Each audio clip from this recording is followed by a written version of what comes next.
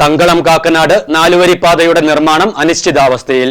ഇതിനെതിരെ കോൺഗ്രസ് മുനിസിപ്പൽ മണ്ഡലം കമ്മിറ്റിയുടെ നേതൃത്വത്തിൽ പ്രതിഷേധിച്ചു. തങ്കളം ഹൈവേയുടെ മുന്നിൽ റീത്തുവച്ചായിരുന്നു പ്രതിഷേധം.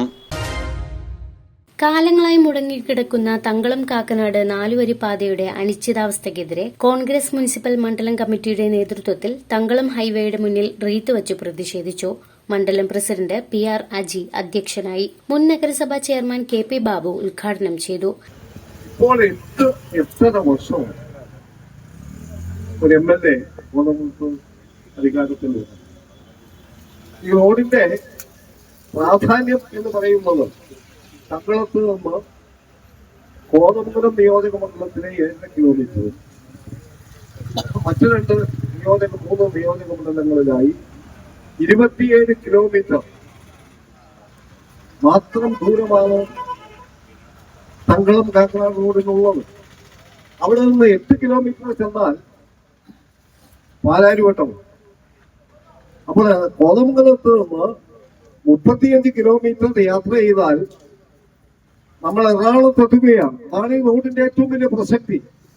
ഇപ്പോൾ 65 കിലോമീറ്റർ യാത്ര ചെയ്യുന്നിടത്ത് അതിന്റെ നേർപകുതി ദൂരം 35 കിലോമീറ്റർ കൊണ്ട് കോതമംഗലത്ത് നിന്ന് കാക്കനാട് എത്താൻ കഴിയുന്നു.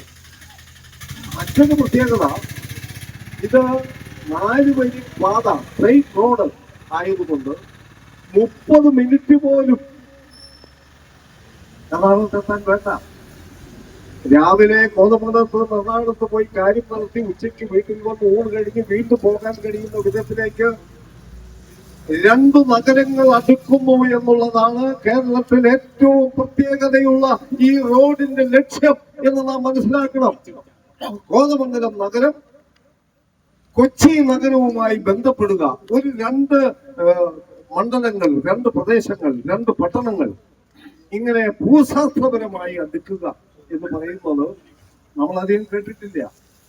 അങ്ങനെ കേവലം 35 കിലോമീറ്റർ കൊണ്ട് എറണാകുളത്ത് എത്താൻ കഴിയുന്ന കാക്കനാട് റോഡ് എന്തുകൊണ്ട് യാഥാർത്ഥ്യമായില്ല?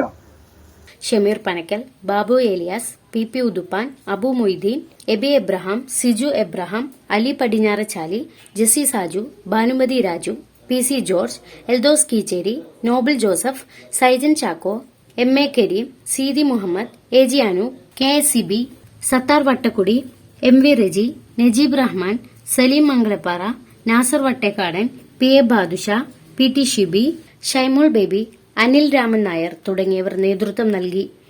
ഈ റോഡ് ഐക്യ ജനാധിപത്യ മുന്നണിയുടെ കാലത്ത് ഏൽപ്പിച്ചത് PWD ആണ്. അപ്പോൾ ഇത്തരം ജോലികൾ ഏൽപ്പിക്കുന്നത് PWD ആണ്.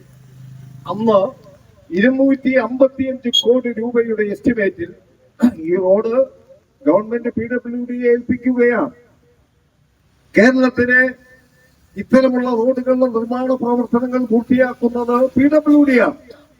ആ PWD ഇതിന്റെ പണി ഏറ്റെടുത്ത് കോൺട്രാക്ടർ കൊടുത്ത് പ്രാരംഭമായ പണികൾ ആരംഭിച്ചു. 1.5 കിലോമീറ്റർ 4 വരി പാത ഇവിടെ പൂർത്തിയായി കിടക്കുന്നു. 4 കലങ്കുകൾ, ഒരു കനാൽ പാലം, അത്രയും പൂർത്തിയായപ്പോഴേക്കും ആ ഭരണത്തിന്റെ കാലാവധി തീരുകയാണ്.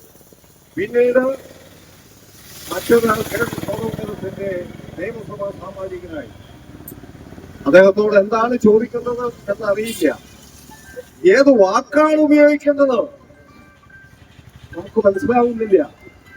എത്ര വർഷമായി ഈ റോഡ് കൊണ്ടെന്ന് പ്രയോജനമുണ്ടായി കോതമംഗലത്ത്? വലിയ ഭൂരിപക്ഷത്തോടെ 2 വട്ടം ജയിച്ച ശ്രീ ആന്റണി ജോൺ ഈ റോഡിന് വേണ്ടി എന്ത് ചെയ്തു? PWD പണി ആരംഭിക്കേണ്ടിയിരുന്ന റോഡ് കിപ്സിയെ ഏൽപ്പിച്ചത് ആരോട് ചോദിച്ചിട്ടാണ്? നെറികെട്ട ആന്റണി ജോണെ ഉത്തരം പറയണ്ടേ? മീഡിയ 60 കോതമംഗലം.